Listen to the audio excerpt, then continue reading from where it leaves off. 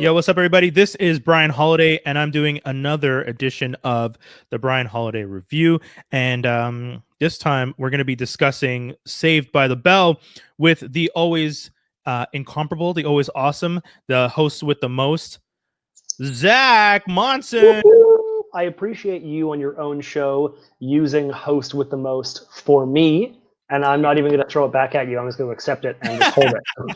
Well, the thing is, I'm not like, I like doing podcasts, but I don't consider myself one of the best hosts. I think I just have a lot of fun talking with people. I mean, that's exactly what being a host is, my friend. If you don't like talking to people, not the right job for you, I think. I feel like we had this conversation. Who was it that I was supposed to talk to at one point? Oh, before the Spike Lee. Spike Lee. Yeah, when I did the Spike Lee interview for C2, you and I sat down and we went over how to work into a conversation. And although I had done multiple interviews before, I felt like Spike Lee was one of those ones where I felt like I needed to talk to someone who had actually been on like television and done larger scale interviews. And I mean, no disrespect to anyone that I interviewed in the past. I was blessed enough to have interviewed the Jizza once. I was blessed enough to interview Bun B, but those were all on the radio and I wasn't in front of them. Right. So like when I kind of panicked and felt like I was being an idiot and smacked my head, they didn't see me do that. They just, you had a sound effect button ready to go. And that's it. That's fine. Yeah. Whereas like with talking with Spike Lee, it was very much like I'm sitting next to Spike Lee. He's going to see everything I do. Here's hoping he doesn't think I'm an idiot. Yeah, and you nailed it, bro. He did not think you were an idiot at all. And I appreciate that you helped me come up with like how to structure and how to discuss. So no, it's great, man. I take full credit for that interview. So we're here today to talk about Saved by the Bell. Yes, it's my favorite show that's ever been a show. It just is. And I wanted to, you just explained why I asked you to be on this edition, because I felt like if ever there was someone that would want to speak to this, it would be one of the people I know who genuinely loves Saved by the Bell. And I might not always be the most, I might not have all the facts. You know, I don't always remember all the writers' names, the actors' names, but my God, do I have a real love for that entire series. The new class, the Hawaiian wedding, the Vegas. Everything. Love it. Love it. So I wanted to start with the first season. Well, not even just the first season. I wanted to start with the original series. You mentioned it just now. And for those of you who don't know, Saved by the Bell has had the universe itself has had multiple incarnations. So they had Saved by the Bell. They had, well, actually, let's start back. Saved by the Bell, the original series, is technically a sequel to a more adult themed show, because they were trying to do a show that was more about a teacher. Yeah, I think the show was still geared towards that kind of, what was it called? Like the TJF kind of crowd. Yeah. It wasn't maybe kids, but it was definitely teenagers. It was just like less of a jokey kind of show. Yeah. Kind of like in Canada, I would say we had Degrassi Street before Degrassi Junior High. Yeah. You know what I mean? They had Miss Bliss before they had Saved by the Bell. Exactly. And Saved by the Bell was the golden spin-off of that show. Yeah. And, like very much is the spearhead now. Like if you mention Miss Bliss, unfortunately, I don't think many people know of the original series. As entertaining as I found it, because I remember when I was a kid, they used to play on TBS.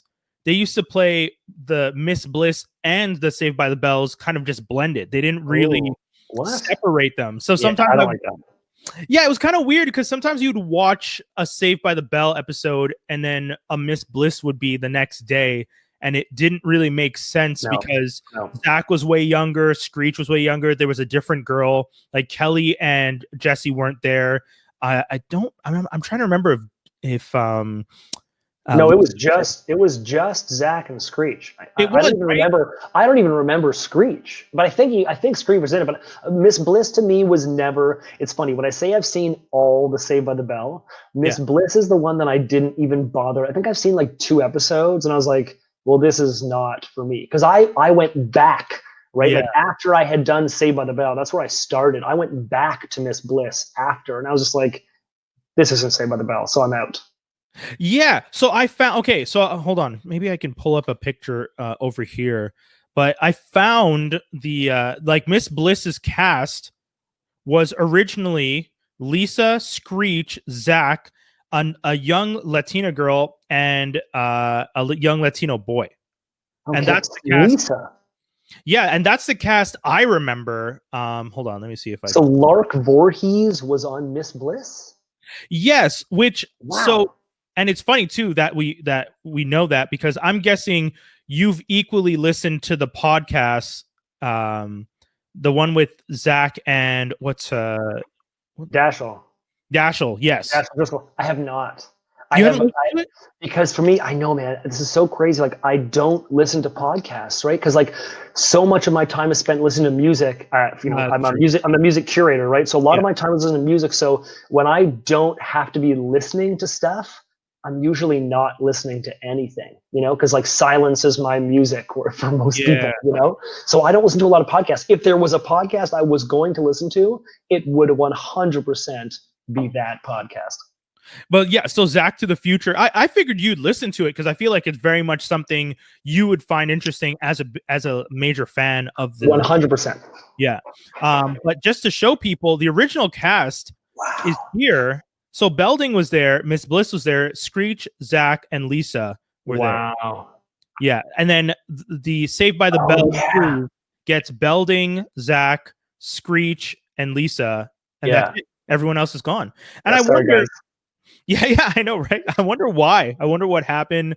Why they decided to get rid of people? If there was that, to me, is such an interesting thing because, like, that's not something that's bound to happen now. Like, it's not like they made a pilot of Miss Bliss and then it went through a whole bunch of people. And they were like, "This isn't working. Let's rework it." It was like there was a season of Miss Bliss. Like that was a show already, and they were like, "Okay, we're gonna cut half the people, change the name," and no one was like, "We're just like, okay, sure, new show." Kind of. And the new show becomes the most popular version, in the history of the franchise. I would say popular shows in the world. Yeah, I would say it's still the most popular version of the franchise. I mean, oh my god, yeah.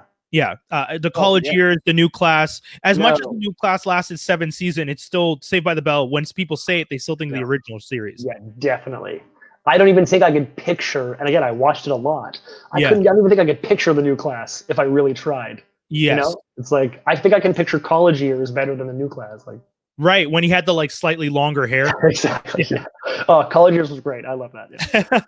Yeah. So super quick though, one of the things that I found crazy while listening to Zach to the Future, they talk about the fact that Lark Voorhees almost got dropped from the original, like the I guess spinoff, but technically the original Saved by the Bell series. Wow. Yeah. I mean, I feel like she could be replaced though. I gotta tell you, I mean, like, I love Lisa, but I feel like you monster. I know. She was never my favorite one. She was never my favorite one. Lark always bugged me a tiniest little bit. Is it because she was secretly the true love of Zach? Never. I don't care what that storyline said. Okay, that was a short-lived. Did you watch? Oh, I was talking more about the unofficial. Oh yeah, the movie that was made from the Screech's book. I thought you meant there was like one episode of Saved by the Bell where Zach and Lisa like almost have a little thing, and it was just it was a no-go. It was a no-go. No, it was funny. I was talking about Screech's book where like supposedly those two were an item behind the scenes, and it's come out. He's admitted now that he had a ghostwriter for that book, and he was so desperate he just let the guy say whatever he wanted. So most of the stuff in that book is totally bullshit. It's just like most of it is wrong. Dustin, no. Dustin has had he's not in the you can see he's not in the new reboot, and it's for a reason, you know. Like he's lost on the what is he? He's on the space station? So Screech and his robot best friend Kevin are on the space station. It's where they should be. It makes sense to me. Oh my god! To me, that's like in Fuller House, right? It's like I'm a 5-year-old, so we're watching Fuller House, and they're like, "Well, Mary Kate or whoever whatever the name of the kid is, like, oh, she's in New York Michelle. Yeah. She's in New York and she's a big fashion designer now, which is like what the twins are really doing in real life. You know, like I like those real life pokes. It's great. I think it's funny that they decided to do that with Screech, because another series that did that is Family Matters. The end of Family Matters is like a crazy story. So I don't know, super quick, because we were supposed to be talking about Saved by the Bell, but you know, Family Matters actually left ABC and got moved to CBS. And when it moved to CBS, the series finale ends with like Steve becoming an astronaut. Yeah. I know. I mean, that show, Stefan Raquel, anyway, that's a whole other podcast. Yeah, exactly. True. So I guess, you know, 10 minutes in, and we're supposed to only do 15 minutes on this first one, but we're going to end up obviously doing more. Can you tell me, for you, Zach, why were you such a big fan of Saved by the Bell? You know, it's funny because I look back now, and it's like and I'm really only realizing this kind of after listening to and watching Zac Morris's Trash, that YouTube show where Dashiell goes through all the episodes and talks shit about Zac Morris. Is that when I was a kid, we shared the same name, right? So that was the first character immediately that was like, shit, there's a Zac on TV. I don't remember. It was like, because Power Rangers hadn't happened yet, you know? So this was like my Zac character. And Zac Monson, Zac Morris, they were so close. Yeah. And of course, you know, who doesn't immediately fall in love with Tiffany Amber Thiessen? Oh, God, you know, she was the first celebrity that I ever remember being gaga over. So the fact that Zac Morris had her and this whole thing, it just, me and Zac Morris felt like buddies. I felt like Zac Morris was like who I wanted to be. Because in my eyes, watching the show as a kid, he was like charming. And he was like pulling off these stunts, and so he must be smart. He's getting away with things, so he must be kind of. So I picked out the positive things that now looking back are not positive. Oh, I know. At all. Dashiell dashed quite a few of your memories, didn't he? But it made it better almost for me. Because I got to look back and enjoy it as I did then, and still look back and be like, oh my God, like that was entertaining for a whole different reason. Like, did he just make a swimsuit calendar of his like 17-year-old friend? Oh yeah. Okay, like, did you sell that? Okay, that's fine. That's fine, Zac Morris. That's cool. So I just loved it. I felt connected. Yeah. I think similarly for me, my first crushes were Winnie Cooper. Oh yeah, Amber Thiessen and Ashley Banks. Yes. Oh yeah. Tatiana Ali. Especially when she sang that episode. She sang. I was like, and I love you a bit. Yeah. Tatiana Ali was like I remember my older cousin thought Hillary was good looking, but he was just like, she's too much trouble. And I remember like in my head, I was just like, oh, okay, well, I guess I'm supposed to like the younger sister. And then like, cause it's kind of just that, you know, how it's so silly when you're a kid that you understand things in relation to age. And it's just like, well, she's obviously too old for me, so I can only like this girl. But then I actually paid attention. I was just like, oh no, I actually like this girl. She's beautiful, funny. She can sing. She's always been interesting. She's always had a great relationship. She has such a pure heart. And then Tiffany Amber Thiessen as Kelly Kaplowski similarly was like the angel in that crew, right? Like I can't think of an episode where Kelly is evil or like trying to get one over on anybody. No, I think like maybe she snuck out one night. I mean, I think that's like the worst that she ever did. But like she like gave money to her dad when her dad needed money. She like, you know, it's like she was the good, which is why she was so good with Zac, right? Yes. Because looking back now, you see Zac as this like, he's the protagonist and the villain. You know, it's like he's both, right? So to have this character who is so lovable, and if you really dig into it, hateable, and then to have his love interest be this pure angel, sweet, you know, head cheerleader, loving, wants to be friends with, but he just balance it out so well. It's just so well played. Do you ever think that the writers knew when they were writing Zac that they were writing a protagonist and an antagonist in one? Yes. Like he's the star of the show, but he's actually the villain of the story. Definitely, because they wrote the stories. I think to be hyper aware of the storylines you're writing, you have to know the character. He's a sneak. He's, you know, too charming for his own good. He's too good looking for his own good. You know he's going to be the lead character. He has the ability to fucking time out. Only the lead character is going to have that. So they place him as the lead character. So, but they treat him like the villain. They give him villain-esque plot lines. So they knew exactly what they were doing, and it was genius. That's so interesting. I never thought of the idea that they knew what they were doing. I always thought of it as just that kind of innocence of the 80s where... No, I disagree. Interesting. I mean, yes, like from the viewer, I think so. I don't think they were trying to make it out to be a deep thing, but I think they had to know the fun that they were having. But it's true, especially since in the 80s, the villains were kind of always, the villains look like Zac. Like if you think back to a lot of the movies of the 80s, the villains look like Zac, and it's kind of crazy. Hold on, I'm going to try and find a shot of Zac. But it's nuts to think, and it's funny. I was listening to Zac to the Future, where he talks about the fact that they shot a lot of this stuff out of sequence. So there's these episodes, like he's way older in some episodes, and then like way younger in others. Like that was something that I found. That shit doesn't even matter. Yeah, it's just really funny when you listen to them talk about the fact that like, yeah, we shot that episode for season 2. Yeah. Before the episode that aired on, I was like, what? Anyway. I know, man. I know. Goddamn. I wanted to quickly, just so you know how much I love this show. Yeah. When I was in grade 9, I did this.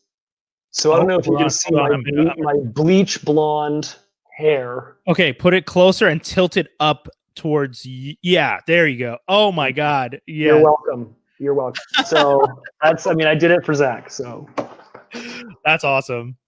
Yeah, but I mean, he really did look like we said, the villains of the stories of the 80s. Like Zac was very much the epitome, the blonde guy. Look at how he even grabs Kelly, like, you're mine, come over here. Even watching that scene, I love Kelly. I'm a little bit in love with Kelly. I have like real, genuine feelings for Kelly Kapowski. I think it's a psychological issue at this point. Oh, dude, I've watched. Okay, you know how I know I was obsessed with Tiffany Amber Thiessen? I actually watched Fastlane, that series. Oh, wow. Oh, no. Fastlane was this really weird, random show on Fox where she was the boss and they were kind of like secret agents. It was she was like a cop at some point? Yeah. It was weird, right? Bill Bellamy and the dad from Twilight. I can't even remember that dude's name. No, see, because here's the thing for me. I never had a crush on Tiffany Amber Thiessen. Oh, I had a crush on Kelly Kapowski. Okay, yes. You know what I mean? Yes. I like Tiffany Amber Thiessen as an actress. Yeah. All power to you. But I loved Kelly Kapowski. Okay.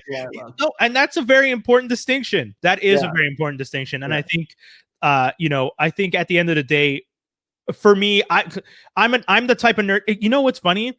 I think having a crush on like Winnie Cooper, Danica, Kelly Kapowski, Tiffany Amber Thiessen, and Tatiana Elise Ashley. I'm the type of person. Oh, and Kathleen Robertson from Maniac. I mean, if you want to keep playing this, then we can go like Amy Jo Johnson, like Pink Ranger, Saved by the Bell. It's like, come on, we gotta keep doing this game. We could, okay? No. The thing I'm pointing out for myself is I was the type of person who wanted to know more about the actor than just the character. So I would always look up like, who is this person actually? Agreed. Yeah. Agreed. I was always interested. I always looked. My feelings stopped at the character, however. Interesting. Okay, cool. So don't get me wrong. I would sleep with Tiffany Amber Thiessen. I'm just saying. Okay, she's still gorgeous and lovely as a human being. So I'm in. But Kelly Kapowski. That's so funny. So I'll give a quick rundown of my connection with the series. Again, I watched Saved by the Bell not on its original run. I very much watched it on TBS when we had the channel when I was younger, and I would be ready for school. It was always on in the morning. I saw all the episodes out of order, but it would seem, based on what I'm understanding from Dashel and Zach's podcast, that the series itself was broadcast out of production order anyways, so it didn't really matter. They didn't have many episodes that needed to run congruent, but I thought it was just a fun show, and I did like Zac a lot as a kid because I liked the idea that there's somebody who just got away with stuff. I thought that was, and that's kind of a dangerous appeal. And there was a time when I was in Cégep that I modeled my kind of like savoir-faire, laissez-faire around Zac, where it was kind of like I was very much of the mindset that like, I'm good looking, I can do whatever I want, and that's okay. And it was really bad because when I look back, I was just like, God, that was cocky. Like it was. Welcome to how my entire personality was molded. Have you seen my show? Okay. But dude, it was funny. I when I was at Abbott, so there was an elevator at Abbott that you needed a special key to use. Yeah. And I figured out I had a key that I figured out worked in the elevator. Nice. And there was nursing on the 4th floor. And I used to always be in the basement by the radio station. And some of the nursing girls would always be like, I would hear them grumbling about the fact that they had to go all the way to the top floor. And what I used to do was I'd hang up by the vending machine. Yeah. And when the girls would show up and be like, "Oh, we got to go to class," I'd be like, "Oh, do you guys have to go up to the 4th? Because I'm going up to the 4th." They're like, "Yeah." So like, why are you asking that? And then I would put the key in the elevator and the elevator would open. I was just like, "Oh, do you guys want to go up with me?" And they're like, "Sure." And it was like the epitome of being a cheesy Zac Morrison jerk of like, that elevator was reserved for people in wheelchairs and on crutches, and I was using it to try and pick up girls. It's Zac Morris pulling up in his dad's Corvette, man. Oh my God. And I'm not gonna lie, I made out with girls in that elevator regularly. What's the point of having a key if you're not gonna make out with girls in the elevator? Yeah, and it's just when Mr. Morris. Yeah. When I look back, I see you there, Zach. Yeah. But that's it. Like those moments really made me feel like I was being very Zac in the moment. Yeah, man. Yes. And that's why I think that show has made me laugh. Yes. So I think that was one of the things. It's just like for me, it was like the balance of characters was so good. Because if you think about it, like there's like a lot of there's a lot of like main characters on that show. Yes. And like they're in every episode. A lot of them are in like every scene, So sometimes that can be a lot to handle. But they all balance each other out so well. AC and Jesse, like the perfect balance.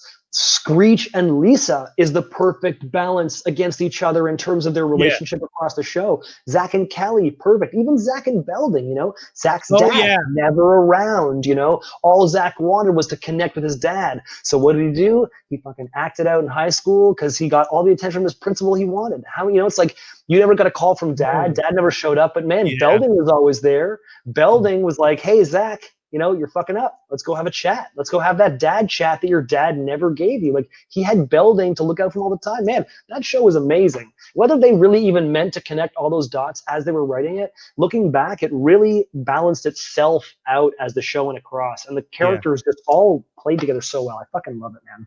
I would like to point out that you hit the nail on the head for, I think, a deeper lesson that most people probably don't realize. And the fact that I'm just showing a clip of Belding here being Belding with Casey Kasem as a guest in the first episode for some reason. But I think it's very interesting and very important that you pointed out that Belding was a father figure for Zac.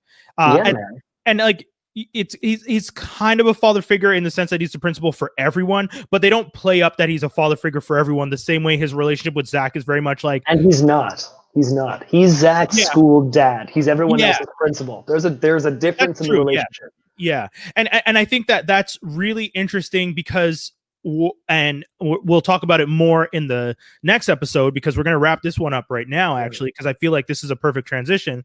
But the relationship between Belding and Zac is kind of similar to the relationship between Zac and his son on the new series. Similar. Yeah. In the sense that he doesn't really have the same kind of father figure, but it's the idea that his father is absentee. So I think Zac is more the actual physical representation of what Zac's dad was on the he dressed in the short episodes that you see Zac's dad in the original. Yeah. He's like, like a businessman. He's in like suits. He's like on his cell phone in the middle of conversations. Yeah. And you see these exact same scenes play out in the reboot. It's really interesting. Yeah. And that's crazy. Zac and Kelly, man, it's like for me, as we wrap, to wrap it out, I could literally do 2 hours on Saved by the Bell. So if you ever want to do a part 2, I'm here. To me, it's like there are moments in the original that like there are songs that I hear now that I can't not think about Saved by the Bell, whether it's Zac and Kelly's first kiss or like when they break up. Like I can't hear a song like and I know we're gonna I can't, like I think about Zac and Kelly and like I tear up, like I cry thinking about Zac and Kelly like breaking up. Wow. So there are moments I just remember for forever that shape my whole idea of like girls and boys and relationships and like romance and like scheming and just like being charming, and it genuinely, for better or worse, shaped who I thought I would want to be, and that's evolved and grown and matured. But it definitely shaped who I thought I wanted to be, for sure. That's awesome. Zac, thank you so much for being on this first part. We're gonna do the second part real soon. If anything, we'll probably do the second part now and just release it later. So thank you for everyone who's tuned in. Once again, this is the Brian Holidae Review with my special guest, Zac Monson, and we're talking about Saved by the Bell. Our first episode is more about the relationship of what the original series was, and now we're going to talk about the sequel. Thanks, man.